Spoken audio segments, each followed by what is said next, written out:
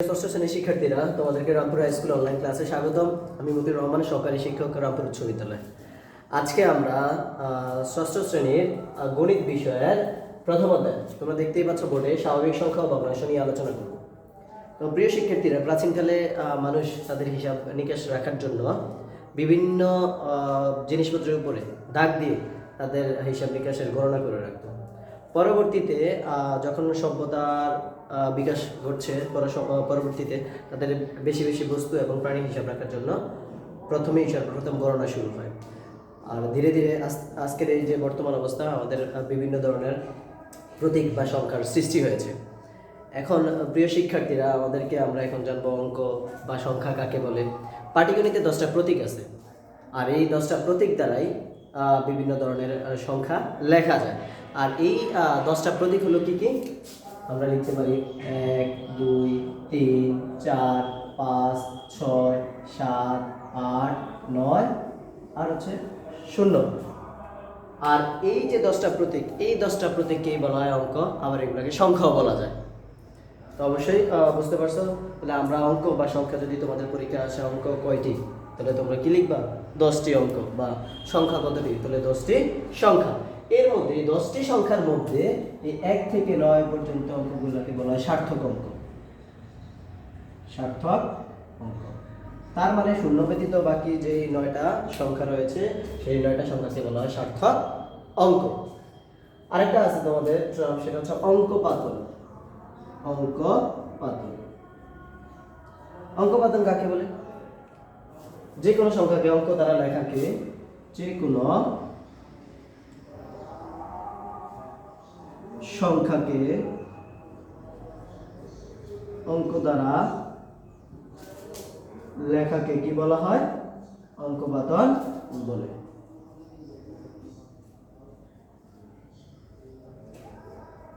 ধরো তোমাকে একটা সংখ্যা বললো যে ধরো 139। আমরা তাহলে 139কে যদি লিখি 1, 3, 9, 139, এই যে সংখ্যাটাকে আমরা যে অঙ্ক দ্বারা লিখলাম, এটাকে কি বলা হয়? অঙ্কপাতন। তাহলে প্রিয় শিক্ষার্থীরা, অবশ্যই তোমরা এগুলা আমাদের যে অনলাইন ক্লাসগুলো আছে তোমরা অবশ্যই দেখবা, এবং আশা করি এখান থেকে কিছু হলেও শিখতে পারবা। এবং সাথে সাথে হচ্ছে তাহলে আমরা আবারও বলি যে সার্থক অঙ্ক কয়টি? সার্থক অঙ্ক হচ্ছে 9টি। একমাত্র শূন্য ব্যতীত বাকি যে 9টা সংখ্যা বা অঙ্ক রয়েছে, সেগুলো হচ্ছে সার্থক অঙ্ক। এবং এই 9টা এবং শূন্য সহকারে এই 10টা সংখ্যাকে কি বলা হয়? অঙ্ক বলা হয়। এবার আসো আমাদের পরবর্তীতে যে সেটা হচ্ছে দেশীয় সংখ্যা পঠন রীতি। আমরা দেশীয়ভাবে এই সংখ্যাগুলো, বড় বড় সংখ্যাগুলো যে আমরা পড়বো বা লিখবো, সেগুলো কিভাবে? তোমরা এর আগে নিচের ক্লাসগুলোতে যখন তোমরা 4-5-এ পড়ছো, তখন এগুলা সম্পর্কে তোমাদের কিছু হইলেও ধারণা আছে। সেই ধারণা থেকে তোমরা অবশ্যই পারবা। যেমন আমরা প্রথমেই লিখি একক, দশক, শতক, সহস্র, অযুত, লক্ষ, নিযুত, কোটি। এভাবে আমরা দেশের সংখ্যা পঠন রীতি অনুযায়ী যে কোনো সংখ্যা পড়তে এবং লিখতে পারি। এখন ধরো আমরা যদি একটা সংখ্যা লিখি 1, 2, 3, 4, 5, 6, 7, 8, 8টা। তাহলে এখন তোমাকে এই যে বড় একটা সংখ্যা আমি দিলাম, তাহলে কিভাবে পড়বা, বা কিভাবে যদি বাংলায় বা কথায় লেখা থাকে তাহলে কিভাবে লিখবা? তাহলে একেবারে বাম দিক থেকে আমরা বলছি, আমরা প্রথমে শুরু করলাম 1, 2, 3, 4, 5, 6, 7, 8, 8টা সংখ্যা লিখলাম। এখন আমরা ডান দিক থেকে যদি আমরা এই যে দেশীয় সংখ্যা পঠন রীতিতে মানে পড়ি, তাহলে আমরা কি বলতে পারি? প্রথম হচ্ছে একক, দশক, শতক, সহস্র, অযুত, লক্ষ, নিযুত, কোটি। তাহলে আমরা এই সংখ্যাটাকে কিভাবে যদি বাংলায় লিখি, যে তাহলে এখানে কোটির ঘরে কত আছে? 1। তাহলে আমরা লিখতে পারি 1 কোটি। পরেরটা দেখো, তাহলে আবার যদি আমরা ডান দিকে গুনি, একক, দশক, শতক, সহস্র, অযুত, লক্ষ, নিযুত। লক্ষ এবং নিযুত এই দুটোই হচ্ছে লক্ষ, তাহলে লক্ষের ঘরে পড়বে। তাহলে কত? 23 লক্ষ। এবার পরের অংশগুলো যদি দেখি, আবারও আমরা গুনি একক, দশক, শতক, সহস্র, অযুত। সহস্র আর অযুত এই দুইটা সবসময় হাজারের ঘরে পড়ে। তাহলে কত হাজার? 45,000 বা 45,000, 45,000। পরেরটা একক দশক শতক, তাহলে 6 কত আছে 6, তাহলে 6 শতক, লাস্টে কত আছে 78। তাহলে দেশীয় সংখ্যা পঠন রীতিতে আমরা খুব সহজে একটা যত বড় সংখ্যা হোক না কেন খুব সহজে আমরা লিখতে পারি। এখন আসো একটা বড় সংখ্যা দেখলো সেগুলোতে আমরা কিভাবে কমা বসাবো। সবসময় ডান দিক থেকে শুরু করতে হবে, ডান দিকে 3টা ঘর পরে তুমি যখন দেখবা যেমন একক দশক শতক সর্বপ্রথম এখানে কমা দিবা, তারপরে কত ঘর পরে কমা দিবা 2 ঘর পরে, তারপরে 2 ঘর, তারপরে আবার 2 ঘর, এভাবে আমরা একেবারে ডান দিক থেকে 3 ঘর তারপরে 2 ঘর 2 ঘর করে আমরা কমা বসালে একটা সংখ্যা আমরা কিভাবে কমা বসাতে হয় সেটা সম্পর্কে জানতে পারবো। তারপরে তোমাদের যে বিষয়গুলো বা যে অংশগুলো তোমাদের বইতে আছে সেগুলো নিয়ে যদি আমরা আলোচনা করি, যেমন 7 অঙ্কের বৃহত্তম ও ক্ষুদ্রতম সংখ্যা লিখো। আমরা বলছি একেবারে 1 2 3 4 5 6 7 8 9 এবং লাস্টের যে অঙ্কটা হচ্ছে সেটা হচ্ছে 0। এগুলোর মধ্যে আমাদের প্রথমেই আমরা বলছি বৃহত্তম এবং ক্ষুদ্রতম। যদি আমরা বলি বৃহত্তম মানে হচ্ছে সবচেয়ে বড় আর ক্ষুদ্রতম সংখ্যা মানে হচ্ছে সবচেয়ে ছোট। এখন আমরা যদি বৃহত্তম সংখ্যা বলি 10টা অঙ্কের মধ্যে সবচেয়ে বৃহত্তম সংখ্যা হচ্ছে কোনটা 9, আর যদি তুমি আপাত দৃষ্টিতে বলো সবচেয়ে ছোট হচ্ছে কোনটা 0। এখন আমার প্রশ্ন হলো যখন তোমাকে বলবো একটা ক্ষুদ্রতম সংখ্যা লিখো, তাহলে 2টা অথবা 3টা বা 4টা অঙ্ক দিয়ে দিল বা সংখ্যা দিয়ে দিল, তাহলে তুমি যদি সবার প্রথমেই 0 ইউজ করো, আমরা বলছি একে প্রান্ত দিয়ে যদি 0 ইউজ করি তাহলে সেই সংখ্যাটার কোনো মান থাকে না বা কোনো মূল্য বা কোনো ভ্যালু থাকে না। এই জন্য আমরা কি করব, সবচেয়ে ছোট যে সংখ্যাটা সেই সংখ্যাটা 0-এর পরে যেটা ছোট সেটা আগে ব্যবহার করব, তারপরে 0 ব্যবহার করব।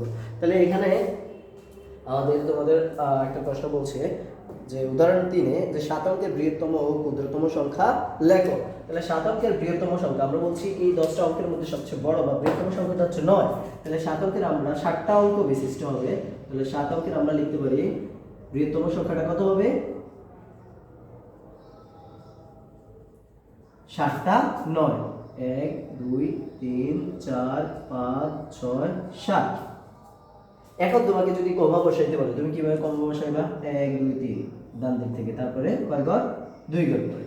এখন যদি তোমাকে বলে তুমি কিসে লিখবা দেশের সংখ্যা পঠন রীতিতে, এটা যদি তুমি কথায় লিখতে চাও তাহলে তুমি কিভাবে কথায় লিখবা। তাহলে আমরা একবার ডান দিক থেকে পড়ে আসি যে একক দশক শতক সহস্র অযুত লক্ষ নিযুত। তাহলে কত আমরা যদি লিখি এটারে 99 লক্ষ, তাহলে কত 99,999। তাহলে প্রিয় শিক্ষার্থীরা আমি আশা করি যে তোমরা অবশ্যই বুঝতে পারবা এবং এভাবে সংখ্যাগুলা দেশীয় সংখ্যা পঠন রীতিতে তোমরা পড়ে বাংলায় লিখতে পারবা। এখন আসো পরে যেটা বলছে যে 7 অঙ্কের ক্ষুদ্রতম সংখ্যা লিখো। 7 অঙ্কের ক্ষুদ্রতম সংখ্যা, তাহলে আমরা বলছি সবচেয়ে ছোট হচ্ছে 0, কিন্তু 0 যদি আমরা আগে ইউজ করি তাহলে ওই সংখ্যার বা ওই মানের কোনো ভ্যালু থাকে না। তাহলে আমরা যদি সবার প্রথমে 0-এর পরে যে সংখ্যাটা ক্ষুদ্রতম সেটাই আগে লিখবো, তাহলে 0-এর পরে 1 হচ্ছে ক্ষুদ্রতম। তাহলে 1-এর পরে আমরা কয়টা আর 7 যেহেতু বলছে তাহলে একটা অঙ্ক হয়ে গেছে, আর বাকি আমরা কয়টা 6টা 0 ইউজ করবো। তাহলে এটা হয়ে গেল কত, এটা হয়ে গেল 7 অঙ্কের ক্ষুদ্রতম সংখ্যা। এখন যদি এটা আমরা কথায় লিখি তাহলে কত একক দশক শতক সহস্র অযুত লক্ষ নিযুত, তাহলে কত হইল 10 লক্ষ। বুঝে গেছে? সবাই দেখবা, দেখার পরে অবশ্যই নিজে নিজে আরো 7 অঙ্ক যেহেতু আছে 3 অঙ্ক 2 অঙ্ক, তারপরে তোমরা হচ্ছে 5 অঙ্ক 4 অঙ্ক এইভাবে বাসায় বসে বসে এগুলো করার চেষ্টা করবা। এখন আসো তোমাদের উদাহরণ 4-এ দেওয়া আছে একই মাত্র অঙ্ক ব্যবহার করে এক অঙ্ক মাত্র একবার ব্যবহার করবে। একবার ব্যবহার করে আমাদেরকে এখানে কয়েকটা সংখ্যা দেওয়া আছে, যেমন 8 0 7 5 3 4 1 2 3 4 5 6 এই 6টা সংখ্যা দেওয়া আছে। এই 6টা সংখ্যার মধ্যে একটা সংখ্যা একবারই তুমি নিতে পারবা এবং একবার নিয়ে তুমি এই 6 অঙ্কের বৃহত্তম সংখ্যা এবং ক্ষুদ্রতম সংখ্যা লিখবা। তাহলে এই সংখ্যাগুলোর মধ্যে প্রথমেই আমাদের যদি আমরা লিখি যে উক্ত সংখ্যাগুলো একবার নিয়ে গঠিত বৃহত্তম সংখ্যা। তাহলে বৃহত্তম সংখ্যাটা কত হবে? সবচেয়ে বড় যে সংখ্যাটা সেই সংখ্যাটা আগে তোমরা লিখবা। তাহলে এখানে তোমরা অবশ্যই দেখতে পাচ্ছ যে প্রথম 8 0 7 5 3 4। তাহলে এই সংখ্যাগুলোর মধ্যে বা অঙ্কগুলোর মধ্যে সবচেয়ে বড় সংখ্যাটা হচ্ছে 8। তাহলে সর্বপ্রথম আমরা 8 লিখব, তারপরে 8 এর পরে যেটা সবচেয়ে বড়, তারপরে 7, তারপর হচ্ছে কত 5, তারপরে 4, তারপরে 3, তারপর হচ্ছে 0। তেমনই ভাবে উক্ত সংখ্যা একবার নিয়ে গঠিত, এবার আমরা ক্ষুদ্রতম সংখ্যা লিখব। এখন তুমি যদি ক্ষুদ্রতম সংখ্যার মধ্যে 0 আগে লিখো তাহলে 0 কি কোনো মান থাকবে? থাকবে না। সেই জন্য 0-র পরে যে সংখ্যাটা সবচেয়ে ছোট সেই সংখ্যাটা আমরা আগে ইউজ করব। তাহলে সবচেয়ে ছোট হচ্ছে এখানে কত? 3। 3-এর পরে আমরা কত ইউজ করব? 0। তারপরে ক্রমানুযায়ী আস্তে আস্তে আমরা ছোট থেকে বড় সংখ্যাগুলো লিখব। তারপরে হচ্ছে কত? 4, তারপরে 5, তারপরে 7, তারপরে 8। তোমাদের যদি প্রশ্নের মধ্যে এরকম অনেকগুলো সংখ্যা দেওয়া থাকে, তোমরা পর্যায়ক্রমে যেগুলো যদি বলে বৃহত্তম তাহলে আস্তে আস্তে বড় থেকে ছোট সংখ্যাগুলো লিখবা, এবং যদি বলে ক্ষুদ্রতম তাহলে ছোট থেকে আস্তে আস্তে বড় দিকে লিখবা। আর যদি 0 থাকে সেই ক্ষেত্রে 0-এর পরে যে ক্ষুদ্রতম সংখ্যাটা আসবে সেটা আগে লিখবা, তারপরে 0 লিখবা। তাহলে এভাবে সাজিয়ে লিখলেই তোমরা ক্ষুদ্রতম এবং বৃহত্তম সংখ্যাগুলো লিখতে পারবে। এখন আসো আন্তর্জাতিক গণনা পদ্ধতি, বিদেশি কিভাবে আমরা আন্তর্জাতিক বা বিদেশীয়ভাবে কিভাবে আমরা গণনা করতে পারি। এখানে তোমাদের যে নিয়মগুলো দেওয়া আছে, যে একক, দশক, শতক, হাজার, মিলিয়ন, বিলিয়ন। তাহলে আমরা তোমরা একক, দশক, শতক, হাজার এগুলো তোমরা জানো, কিন্তু বিলিয়ন এবং মিলিয়নের যে হিসাবটা সেই হিসাবটা আমরা এখন দেখব।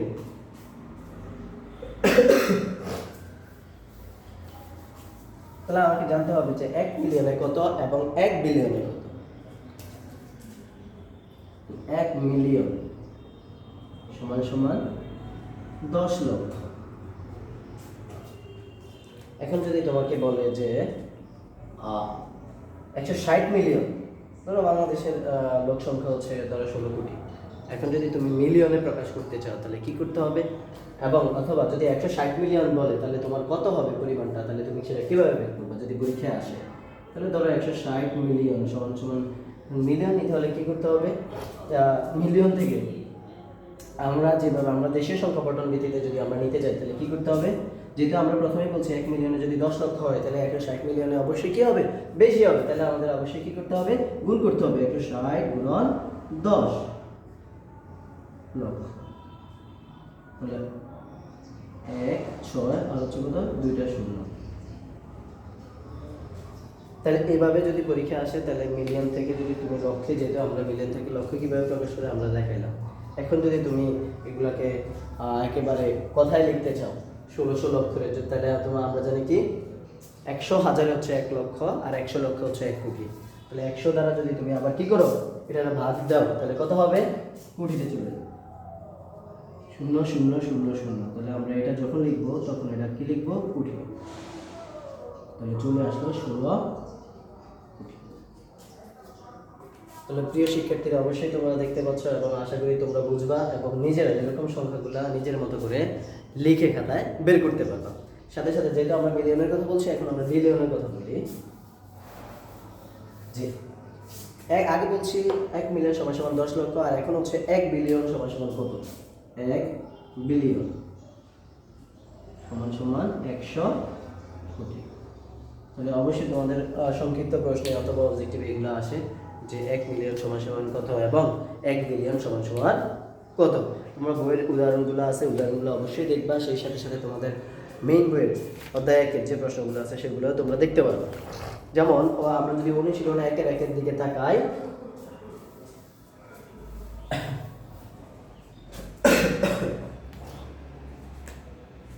প্রথমেই আমাদের যে সংখ্যাটা দিচ্ছে যে নিচের সংখ্যাগুলো অঙ্কে লিখো। যেমন 20,070, 20,070। তুমি 20,070 কিভাবে লিখবে? তাহলে দেখো 20,070 লাস্টে আমার সংখ্যাটা কত আছে? 70। তাহলে 70 আমরা খুব সহজেই লিখতে পারি 70। তাহলে 70 লিখলাম। এখন আমার কত আছে সামনে? 20,000। তাহলে 20,000 আমরা বলছিলাম হাজার যদি লিখি তাহলে একক যদি যদি 4টা শূন্য দিই সাপোজ, তাহলে এবার যদি আমরা দেশীয় সংখ্যা পঠন রীতিতে করি তাহলে একক, দশক, শতক, সহস্র বা আমরা বলতে পারি হাজার। যদি এখানে 1 লিখি তাহলে আমরা এটাকে লিখতে পারি কত? 1000। তেমনই ভাবে আমরা যদি 20,000-এর কথা বলি, একক, দশক, শতক, সহস্র, শতক, তারপরে সহস্র, তারপরে অযুত, তাহলে এখানে কত হইলো? 20,070। এভাবে আমরা দেশীয় সংখ্যা পঠন রীতিতে আমরা এগুলা লিখতে পারি। পরেরটা আমাদের বলছে 30,008। 30,008, তাহলে সবচেয়ে ডানে যে সংখ্যাটা আছে 8, তাহলে এবার আমরা ব্যবহার করব কি? 30,008। যেহেতু 8 লিখছি, চলো এককের ঘরে হবে আমাদের 8, আর দশক 30,000 বলছে, তাহলে একক, দশক, শতক, সহস্র, অযুত। তাহলে এবার দেখো, তাহলে 30,000 কত হয়েছে? 8। তাহলে তুমি যদি কমা দাও তাহলে এইভাবে কমা দিতে পারো, বাম দিক থেকে ডান দিক থেকে 3 বার করে কমা দিবে। তাহলে আমরা এইভাবে কি করতে পারি? কথায় যেগুলো লেখা থাকে সেগুলো অঙ্কে লিখতে পারি। 55,400, 55,400 বা 400। তাহলে 400 যেহেতু লাস্টে আছে তাহলে আমরা 400 লিখি, আর সামনে আছে কত? 55,000।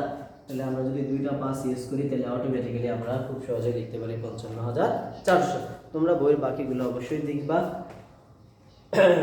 তারপর দেখো 2 নম্বরে যেগুলো দিছে তোমাদের, যে নিচের সংখ্যাগুলো কথায় লেখো। আমরা আগে অঙ্কে লিখলাম, এখন আমরা কথায় লিখব। যেমন প্রথম সংখ্যাটা দেওয়া আছে 4, 5, 7, 8, 9। তারপর আরেকটা দেওয়া আছে 4, 1, 0, 0, 7। তারপর আরেকটা দেওয়া আছে 8, 9, 1, 0, 7, 1। তাহলে এই যে অঙ্কে দেওয়া আছে এগুলো আমরা যদি কোথায় লিখি তাহলে অবশ্যই আমাদের কোন দিক থেকে? ডান দিক থেকে আসতে হবে। আমাদের দেশীয় সংখ্যা পঠন রীতিতে আমরা সেগুলো লিখতে পারি। কারণ একক, দশক, শতক, সহস্র, অযুত। তাহলে অযুত আমরা হাজার বলছি, আমরা দুটোটা হাজারে করে থাকি, তাহলে কত এখানে? 45,000। 45,000। তারপর শতকের ঘরে আছে কত? 7, তাহলে 7 শতক। আর দশকের ঘরে আছে কত? 8। তাহলে আমরা এটাকে একসাথে লিখতে পারি 8, 10, 89। 89। পরেরটা যদি দেখো আবার একক, দশক, শতক, সহস্র, অযুত, তাহলে কত হাজার? 41,000। সর্বশেষ সংখ্যাটা আছে কত? 7, তাহলে 41,007। এবার লাস্টের সংখ্যাটা দেখো, আমরা যদি একেবারে প্রথম থেকে দেশীয় সংখ্যা পঠন রীতিতে গুনি তাহলে একক, দশক, শতক, সহস্র, অযুত, লক্ষ। তো লক্ষের ঘরে কত আছে? 8, তাহলে আমরা লিখতে পারি 8 লক্ষ। আর অযুতের ঘরে আছে কত? 9, তাহলে আমরা এটাকে লিখতে পারি 91,000।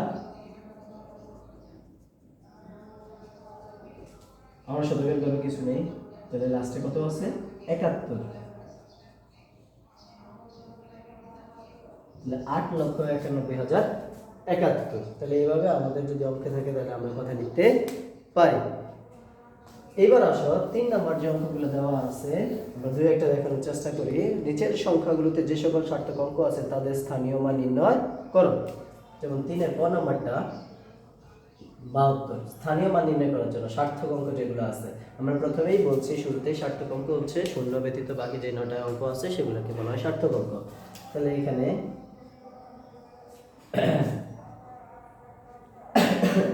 তাহলে প্রথম সংখ্যাটা আছে কত? 72। তাহলে একক স্থানীয় অঙ্কের মান হচ্ছে কত? এখানে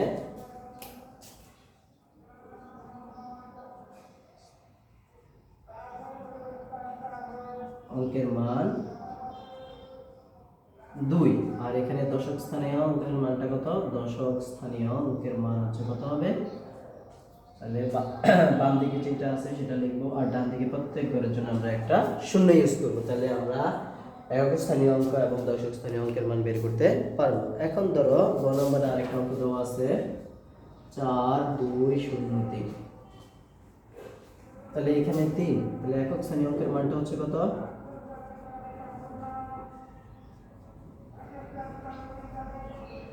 3। যেহেতু শূন্য সার্থক অঙ্ক নয় তাহলে শূন্যের মান বের করার দরকার নাই, তাহলে 2।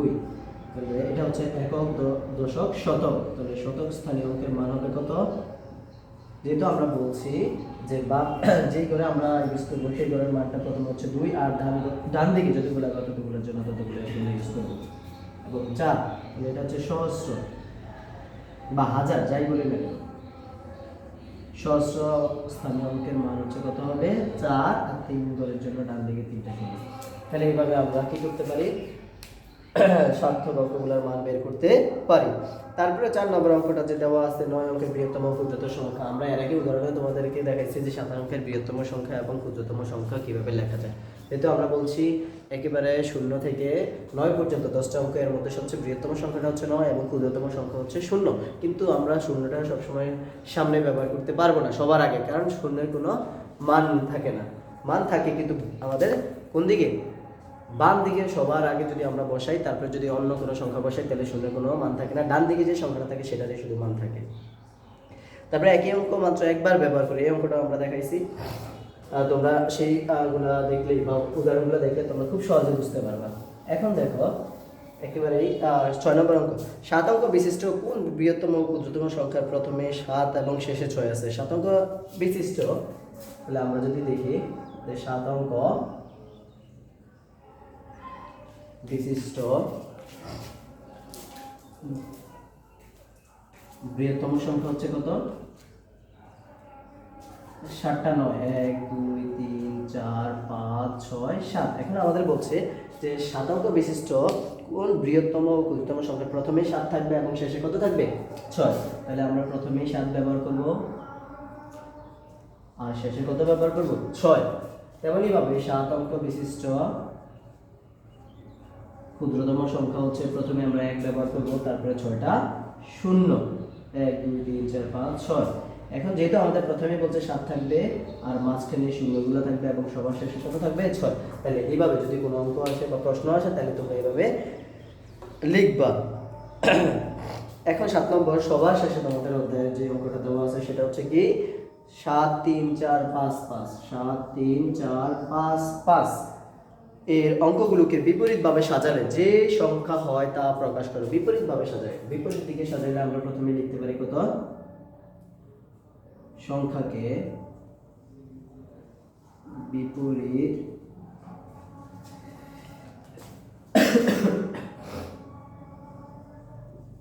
বিপরীতভাবে সাজালে পাই